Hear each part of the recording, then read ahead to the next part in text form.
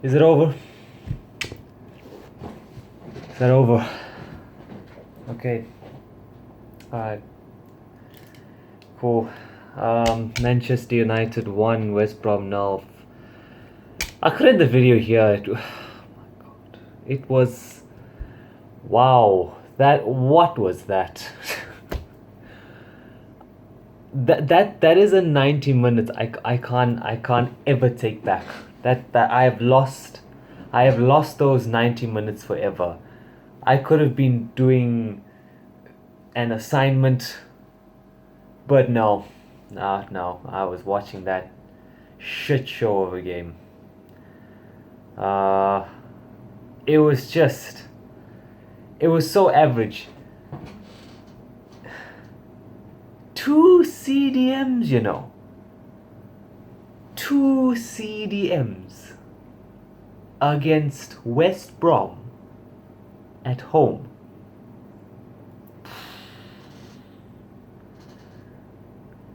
Dude, it's so clear. It's so clear. Ollie is shitting himself. He is absolutely shitting himself, knowing that the club is spoken to Poch, and he might lose his job. Oh, but my goodness, that was so bad.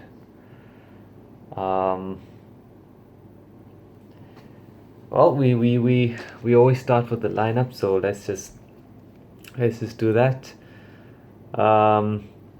Alex Tellez in for Luke Shaw. Tellez had an average performance, but then again we were across the board. We were just average. Fred and Matic.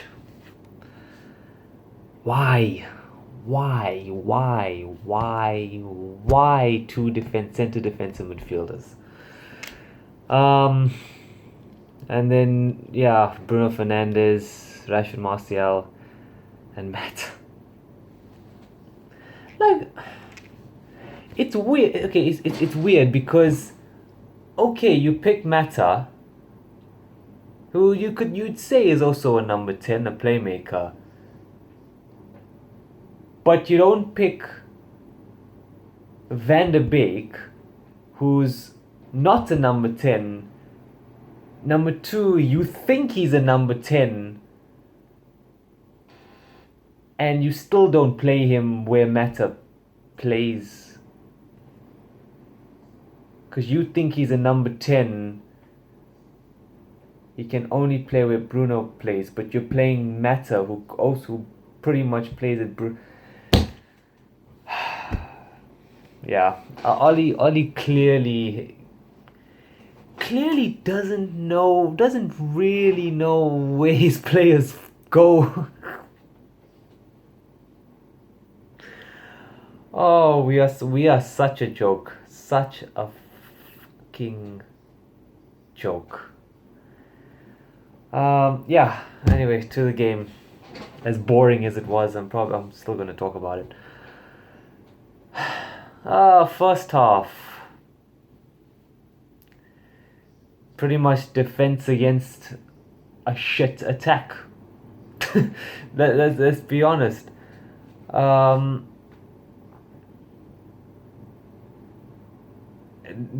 I just say, Johnson had a world class man, was prime Buffon today. How does this happen? How does this happen all the time, where these smaller clubs come to Old Trafford, and their keepers just suddenly become world class? I don't understand, but anyway, didn't really do much. It's the same thing we've seen against Chelsea, against Arsenal, against Istanbul, again, and now against West Brom. The sideways passing, because we're not creative enough to break teams down, especially West Brom's 5-4-1. Their thing was literally 5 at the back. look, in all fairness, West Brom, I think, had the better two opportunities in the entire game. Actually, three. There was one which De Gea makes a world class save for. There was the other one where I think it was the left back. I think it was the left back, but I'm not sure. Where he beats De Gea but hits the post. Um, we had a couple of opportunities as well, but again, Johnston was just world class. The one we had where Rashford edge of the box gets it to Bruno. Bruno cuts it back for Martial, and then I still think Martial should be doing better there. He should score that. He should be, you know, kicking it, airily into the top corner. Instead, he just tries to slot it down the ground, like literally like a meter from the keeper, and the keeper just I think he just stuck his leg out. I think he just stuck his leg out. But anyway, he makes a save. The second one, Bruno puts in a beautiful cross to Mata. Mata tries to cut it back to Martial, but doesn't work. I think the biggest talking point is the two penalty incidents. The first one, Bruno goes for he tries to play the ball. I'm not sure what happened there, because the camera angles, there were two camera angles that were very confusing. There was one from where where it's showing the West Brom player's back, and then the other one was obviously the front on angle. In one angle, it looks like Bruno plays the ball. In the other angle, it sort of looks like he gets contact on the West Brom player. And some people are saying it's a penalty, and some people are saying it's not. I don't know. If I was a ref, I wouldn't know what to even give there. Yeah, wasn't at the end of the day wasn't given. I should mention as well, David Coote was was the ref. Yeah, Mr. Controversial from Merseyside. Yeah, that same guy.